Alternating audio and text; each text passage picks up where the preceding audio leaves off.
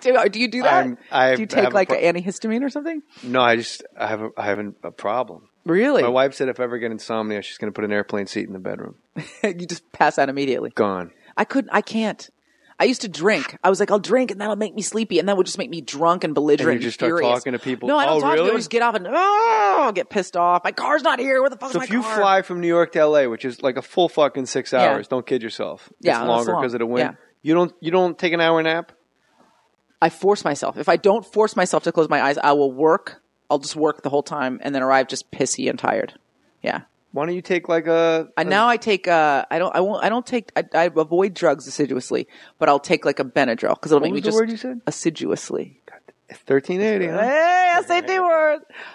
Here's the I won't even tell. I'll tell you my score later. Okay. Here's my score version of that sentence. I avoid drugs as much as I can. You know what though? You're probably easier to understand. Assiduously? I fucking stuck up. I know that word. Ass. Yeah, assiduous. So I generally don't take any drugs at all. So if somebody said, "Here's a Xanax," I wouldn't take it. Why? I don't know. Now's the perfect age for you to dive headfirst into this. Into drug addiction. And your husband will be like, "You've just gotten so cool." Already. You know what? I don't know that I'm worried about becoming a drug addict, but look, I'm going to say some Hollywood shit right now. Drugs just fuck your life up. They fuck with your face. They fuck with your body. They take the edge off your fucking sharpness. I learned really early when I was doing stand-up. Remember you first started doing stand-up and you realized you could get free beers? And I used to have a drink every night, 2 drinks, 3, because it was free. And then I realized I'd get on stage. I wouldn't remember my act. I'd forget my tags. I wouldn't be quick. I couldn't riff. So early on, I stopped drinking going on stage. And then that just kind of went into the rest of my life. Yeah, I should have probably quit a lot earlier. I remember at the Laugh Factory, you have like 2 beers before you leave the house. Yeah. And then you have a beer while you're waiting on there. stage. Then you take one up with you. Then the next show, yeah. I was like 10 beers in, and I remember trying to say specifically.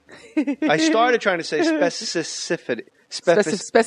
Specificity. Maybe it wasn't the alcohol. And then I realized I'm never going to be able to say that. It's funny you should say that. And I said specific. I go, all right, specific. I could say specifically, and this happened only once, where at that moment I realized the audience knew I was drunk, and there was no other way around explaining why I couldn't say that word. Yeah, you either had to just admit to it. And it was the most mortifying thing in the world. Did you admit it? Probably not, out of defiance. Right, like fuck you people. Proops said he said he went on stage once at Greg Proops, great comic, smartest man in the world. Smartest man in the world, says podcast. He just did my show. He's going to be on in a couple weeks. He said he once went up at Cobb's, I think it's San Francisco Cobb's, so drunk, and he said in his head he didn't think he was that drunk. But it was like he was just a slob on the outside, and the audience was just like, just like J'accuse, you know what I mean? Just like, ooh, like pitchforks were coming out. But in his head, see, which is different because you realized you were drunk and they knew you were drunk. He said in his head, he's like, I was fine. You know what I mean? He is the world's smartest man. He is the world's smartest man. Greg Proops. He's doing and thinking. I bet he probably got up around 1380 on his SATs also. I wonder. I should have asked him about his SATs. So the news comes to your high school. Yeah, they come. They do a documentary about it. It's called Soda, SOTA Jambox. It's the worst. It's the worst. I don't know why I'm putting this out there. I don't know, but it's out there.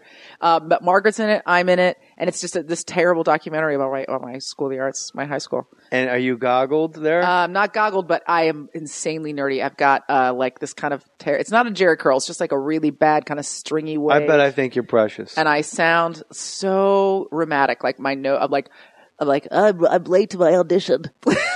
I sound ridiculous. Arnold had a friend that sounded like that on Different Strokes. Yeah, One of his friends had that super stuffy nose. I'm late. I can't make it to my audition because I overslept. Was that a choice you made? No, that was how I sounded. Really? Yeah, I don't know what that was. You're getting It was cuter. ridiculous. You watch it, you'll die laughing. Mindy Kaling was in that a cappella group eventually. Mindy Kaling was in my a cappella group after I graduated. So a lot of funny women go to Dartford. Dartgate. Heart mouth. Holy mouth. Now it's a different image now that I have. But yeah, because the shows they were kind of creative and shit. And you try to be funny in those sense. All right, this is where I have to take umbrage. I'm all for an a cappella group. Take it. But the fact that you were according to the internet, the interwebs, you were in an a cappella group that tried to I didn't write it. Yes. Special environmental awareness through song. Oh, it was ridiculous. You're so fucking pretentious when you're 19. We're going to change the world through music, man. Snow leopard, snow leopard, snow leopard, snow leopard, snow leopard. Whoever did anything to you? What the fuck are you doing? That was awesome. We should have done that. We were more of like a political awareness group. We'd sing like songs about South Africa and shit. You know. Term limits, gotta go.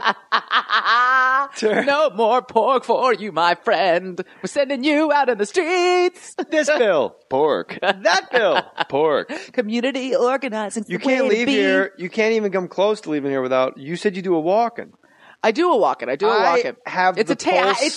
humiliating to even say I do a walk-in in your presence because it's not really a walk-in. I do your act terribly. So don't. Are you doing my act? It's horrible. I'd love to see somebody immediately act. My act is. The kids remember the last time you saw my act. It's totally different now. Like I do my act terribly. I've heard you on Raw Dog. They play my last special. XM. Yeah, they play my last special. And you really, there are comics now. It used to be, I wanted to name my Showtime special "Funny for a Girl." Oh yeah, because it just makes me sick. Oh yeah, but people say that to you. Oh yeah, because when you're really in it, yeah, like I would never think to tell anybody that you were. Because it wouldn't. It would, yeah. You know what, though? It's Aisha. Oh, she's hysterical. Right. But, like, no one's saying Lisa Lampanelli. Right. It's funny to for go a chick. a polar. Right. Yeah, you're pretty raunchy. I'm she's funny for a girl. Like, I think now with Kathleen Madigan, Margaret Cho. Right. I think now there's enough female comics where you just want to go see them. Right. I have a lot. I mean, I'm lucky because my comedy is so guy friendly. It's.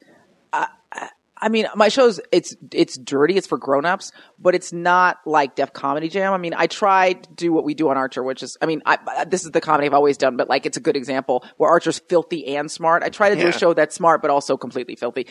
Look, you paid fucking $100 for a babysitter and you just bought 2 tickets and you just had dinner and this is your night out and I'm not going to talk about flying and peanuts. Let's go. Let's fucking do this. You get one night on a month. We're going to have a grown up conversation. But I have a lot of men, a lot of straight guys come to my show. I have bachelor parties come to my show. Really? Yeah. Oh, I have like 16 guys. No one ever says take off your shirt. And, even if they're thinking it. And at that's the end, gotta be the worst thing right before you get married. You see somebody more attractive and funny on stage in front of you. Like, oh, what am I doing? I sign a lot of asses. I sign a lot of naked dude parts. But I have a lot of guys, and they don't say you're my favorite female comedian. They say you're my favorite comedian. You know what I mean? And I don't try to get up and say shit I think it's going to be funny to guys, or I think, oh, I can't get the guys. I'm just that's just how your mind I just works. Get up and I do my shit. You know what I mean? And you're gonna like it or you're not gonna like it. Well, obviously, more people like it than don't like it. It's doing all right. You mentioned, I like that you, the thing I love most about Archer, honestly, I love that you're on it. Thank you. And I love a cartoon drawing of you in your underpants. Makes me very happy. I'm naked a lot on that show. I'm like, yes. Yes, She's animator. way better shape than me.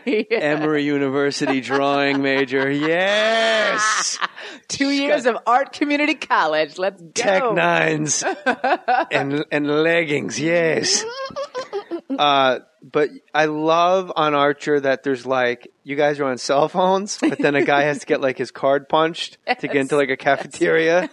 There's like a Whopper 2000 like in the wall of the laundromat. But it's yeah, brilliant. we have laser sighting. Yeah, it's great. Yeah, laser sighting. But then there'll also be like a reel-to-reel machine. And they'll be like, I'm waiting for computers are like Tandy 64s or whatever. Like, yeah, Jessica like Tandy, Jessica actually Tandy, just her counting with an abacus. And you say, like, I'm waiting for, well played. Thank you. RBI single. We were up by a lot of runs. That's why I didn't stop. It's all right. Let's keep stop moving. the game we got a little bit more time. Let's make a point. Let's make a point. Let's put these babies to bed. Yeah, and they'll have like a fax machine. Like I'm waiting for a fax. Teletype. It just cut. Yeah, it's great. It's very anachronistic. I don't know where he got that idea, but it's like. But to me, that's a lot of the. I know now I'm stepping into your wheelhouse realm. Come over to my wheelhouse. You. It's the people that are going to tweet you. Oh yeah. Go. You know what the fuck you was talking. Oh yeah. But like to me, that's the best part of the show. There I said. Yeah. People love it. I love it too. I love that like. Archer's driving like a Dodge Charger that's actually a current, like it's not a vintage car. He just bought it. It's like fresh off the lot. And then we're in the jungle and we have like, night vision. Just a tip. Do you ever blur the line between Lana and you? Like, do you ever get like someone's writing a check in line in front of you, and at like Walmart, and you're like, and you just reach for the Tech Nines? I love your whole scenario about my life that I'm in line at Walmart about to write a check. Excuse me. Are you ever? No. Let me rephrase it. You're absolutely correct. I was way off base. Sounds like a good line. Are you ever in line at Target? And the woman in front of you, who you got behind because she only had 2 items, a bag of Goldfish crackers and a pack of cigarettes. How long could this take? How long and she could it takes take? out the checkbook. Do you ever just reach for the Tech Nines to just pop her in the leg? If I to could avoid the femoral artery? Yes, it's going to make it a through and through. I don't want to end your life. I just want to teach you a lesson. Right. Like you've done to Archer many times. I would love. Are you going to shoot me again? Probably. Okay, I'll move. If I could carry a gun at all times, I probably would. But it would probably end badly for somebody. So the guy I love. The whole show was created. What's the creator's name? Adam Reed. Yeah. Adam Reed's in. I think he was in Spain. Yeah. This is the most. This is one of the wackiest. Story. This is not an outlier story. This is a. How the fuck did that happen? Yeah. He's in Spain. He wants to talk to the waitress who's hot. He can't figure out anything neat to say to her, and says to himself, "Man, if I was like a spy, I would just be able to talk to her." If I was James Bond, I'd just walk up to her. Goes to FX and tells them that story. They give him a fucking show. Here I am fleshing out characters. Right, writing beat sheets and timelines. I'm going in with like Bobby Moresco and, Danny, I'm going in with like showrunners and KP Anderson, and he could write it. He can run it. Right. And I got this all. She's going to do my makeup. That guy's going to drive everybody. 10 episodes from now, my cousin's making we find out he's an alcoholic. We see it's a whole long thing. This guy goes into FX, Sons of Anarchy. They have real giant shows with people, human acting people, and goes, if I was a spy as a cartoon, I would know what this sold. We love it. Is that the day Coach from Cheers just took over FX? I love it. I love it. Get out of here. Lunchtime. I feel like he pitched, I'm going to make a movie about James Bond.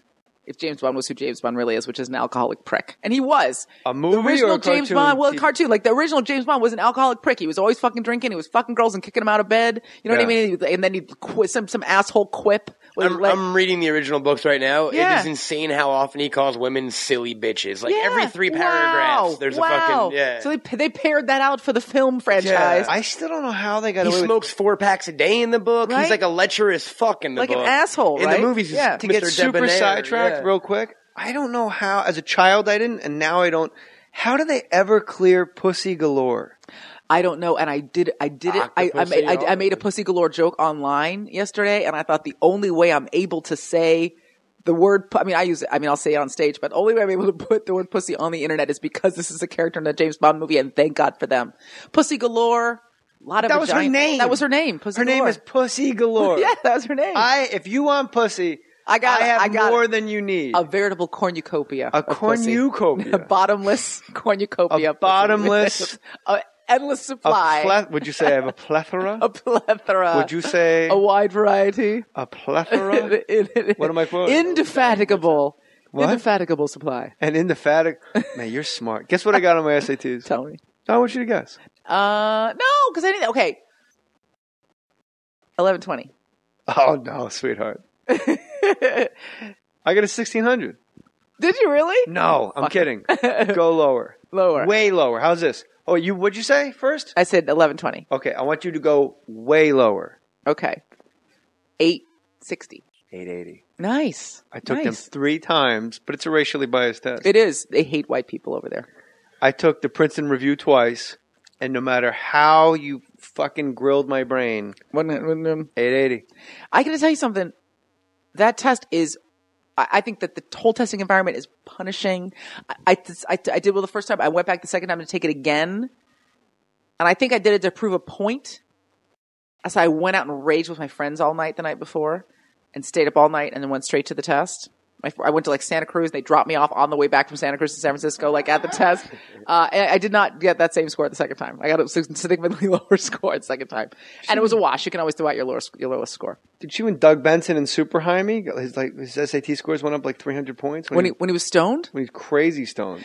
Probably because he was able to just focus in on the test. It's so stressful and you're thinking my whole life is Alchemist. Okay, that means B. Right. That means B. Alchemist means B. How did you get Archer? Magical. It was magical. Just magical realism. Adam, they just sent the script and said, "Do you want to do this?" Really? Yeah. How did he know you? I don't know. And I should ask him that. He said, I knew of you. I was like, because you've been watching? What's happening? But Hold on. Next time anybody ever says to you, I know of you, I want you to stroke your chin and say, go on. Do continue. Yes. And he sent it, and I said, yes. I mean, I read like 5 pages of it. It was so funny. Yeah. Then there were like curse words in the first 3 pages, and I was like, done, sold. Any opportunity to curse on television, I'm ready to